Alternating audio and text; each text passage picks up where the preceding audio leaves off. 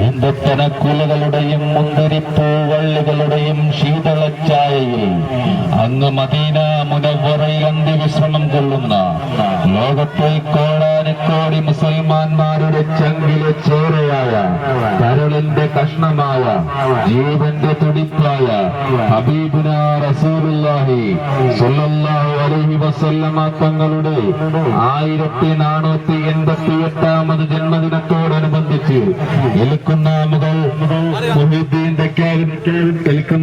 മുഹീദ്ദീൻ ബക്കാവിന്റെ ഘോഷയാത്രയാണ് ഈ വഴിത്താരയിലൂടെ മന്ദം മന്ദം നടന്നു നീങ്ങുന്നത്. അനുഗ്രഹിക്കൂ, ആശീർവദിക്കൂ.